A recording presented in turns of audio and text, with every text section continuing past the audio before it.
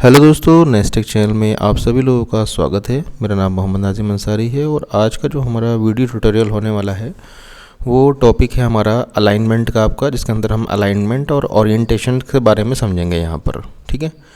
और वीडियो को स्टार्ट करने से पहले यही कहना चाहूँगा कि अभी तक आपने हमारे चैनल को सब्सक्राइब नहीं करा है तो कृपया हमारे चैनल को सब्सक्राइब कीजिएगा। तो चलिएगा बिना समय गवाए स्टार्ट करते हैं आज का वीडियो।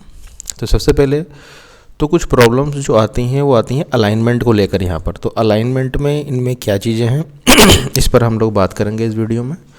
उसके लिए हमें क्या करना पड़ेगा, यहाँ पर थोड़ा सा हमें कॉलम ऊपर की तरफ से बड़ा कर लेंगे और यहाँ से रो को बड़ा कर लेंगे तो इसको समझने में आसानी हो जाएगी।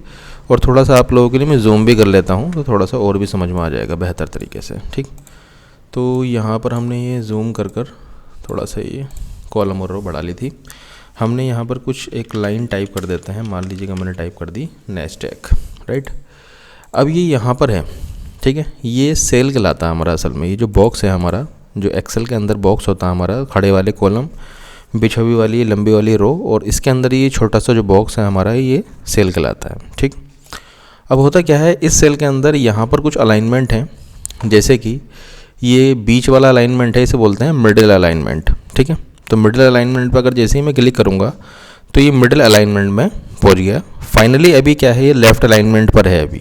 ठीक, तो अगर मान लीजिए मुझे पूरा का पूरा सेंटर पर रखना है तो नीचे वाला भी जो आता है वो आपका आता है सेंटर करने के लिए। ठीक है, तो यहाँ से आप क्लिक करेंगे, यहाँ से आप बिल्कुल सेंटर में पहुँच जाएंगे। तो आपको जैसे कि पता है पेज के हमारे 3 हिस्से होते हैं, एक सेंटर, लेफ़्ट और राइट। उसी तरीके से एक्सेल के अंदर सेल के अंदर जो होते हैं वो आपके लेफ़्ट और राइट तो हैं ही हैं, बट इसको जो है वो मिडिल करने के लिए भी एक एडिशनल फीचर ऊपर दे रखा है। ठीक, अब होता क्या है, मान लीजिएगा ये मिडिल के अंदर आ गया हमारा, मतलब कि सेंटर में आ गया, दैट मीन्स तो इसको मान लीजिएगा हमें कॉर्नर पर रखना है। तो हम क्या करेंगे, बॉटम अलाइनमेंट का यूज़ कर सकते हैं। यहाँ से क्लिक करेंगे तो हम बॉटम अलाइनमेंट पर आ जाएंगे, मतलब कि नीचे की तरफ को। और बॉटम अलाइनमेंट के बाद में अगर मान लीजिए मुझे मिडिल में करना है तो मिडिल में इसके बराबर वाला ऑप्शन है, मिडिल पर आप ले सकते हैं। ठीक है, फिर इसके जो बराबर वाला ऑप्शन है ये है टॉप अलाइनमेंट, मतलब कि सबसे ऊपर का हिस्सा। ठीक है, तो यहाँ पर हम सबसे ऊपर के हिस्से में पहुँच गए हैं। कहाँ पर हमने पहले सेंटर पे कर रखा था।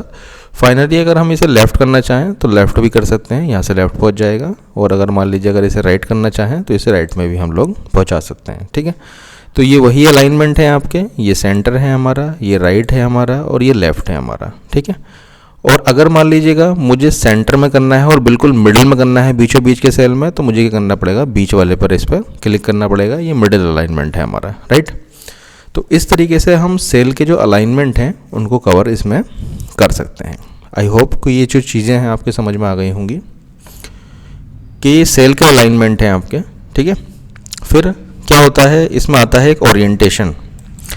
यहाँ पर हम लोग क्लिक करेंगे तो यहाँ पर टेक्स्ट का ओरिएंटेशन है हमारा। कुछ एंगल्स हैं हमारे, जैसे कि काउंटर क्लॉकवाइज कहलाता है हमारा ये। जैसे ही मैं क्लिक करूँगा तो जो मेरा टेक्स्ट है वो कुछ इस मूवमेंट में आ जाएगा आपका। ठीक है, कंट्रोल Z कर मैं वापसी आ जाता हूँ। दूसरा है हमारा एंगल क्लॉकवाइज। यहाँ से क्लिक करूँगा तो कुछ इस पोजीशन में चला जाएगा हमारा टेक्स्ट। कंट्रोल Z कर फिर मैं वापसी आ जाता हूँ।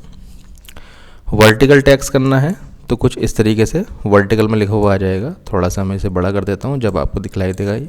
ठीक है, तो इस तरीके से वर्टिकल में आ जाएगा आपका। मान लीजिएगा मुझे करना है रोटेट टेक्स्ट अप, तो उसके लिए फ़िलहाल के लिए मैं एक बार कंट्रोल Z कर देता हूँ तो आपके समझ में आ जाएगा थोड़ा सा। यहाँ से क्लिक करेंगे, यहाँ से ऑप्शन आता है रोटेट टेक्स्ट अप, तो कुछ इस तरीके की पोजीशन पर नाम लिखा हुआ आएगा। ठीक है, ओके। तो इस तरीके से भी कर सकते हैं आप, टेक्स्ट के अंदर पोजीशन लगा सकते हैं। फिर इसके बाद में एक ऑप्शन आता है हमारा रोटेट टेक्स्ट डाउन आपका, तो ये डाउन की तरफ, मतलब कि नीचे की तरफ को लिखे हुए आएंगे इस तरीके से। ठीक है, फिर अगला ऑप्शन आता है हमारा format cell alignment. Format cell alignment पर हम लोग अभी आगे चलकर बात करेंगे। इसमें काफ़ी चीज़ें हैं कराने के लिए मेरे पास में, तो फाइनली अभी मैं इसको नहीं करा रहा हूँ। अभी आपने जो समझ लिए हैं ये 5 पॉइंट समझ लिए होंगे आई होप।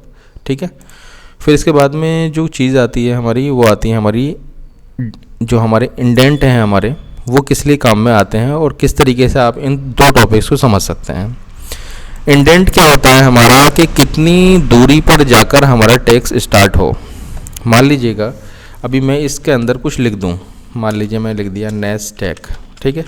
तो ये जो टेक्स्ट के अंदर लिख रहा है हमारा जो टेक्स्ट चालू हुआ है मेरा, वो कुछ यहाँ से चालू हुआ है, बिल्कुल शुरुआत से आपका। मैं चाहता हूँ थोड़ी दूरी से स्टार्ट हो ये टेक्स्ट आपका, तो मैं क्या करूँगा, इसको इंक्रीमेंट जो इंक्रीज़ वाला इंडेंट है वो मैं इस पर एक बार दो बार क्लिक कर दूंगा इस तरह से।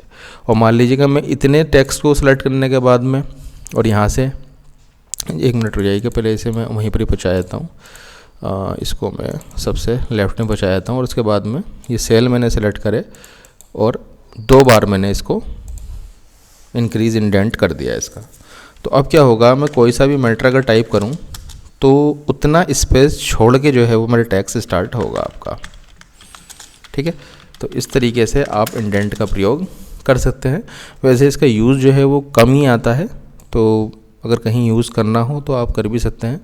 अगर इससे कम करना है स्पेस के, कम स्पेस छोड़कर आपका जो टेक्स्ट स्टार्ट हो, तो आप डिक्रीज इंडेंट का भी प्रयोग कर सकते हैं। क्लिक कर कर 2 बार आप पीछे आ सकते हैं, ठीक है, या 1 बार क्लिक कर कर आगे जा सकते हैं। जितना भी आपको स्पेस चाहिए ये अकॉर्डिंग टू आपके वर्क के हिसाब से है दोस्तों, ठीक है दोस्तों।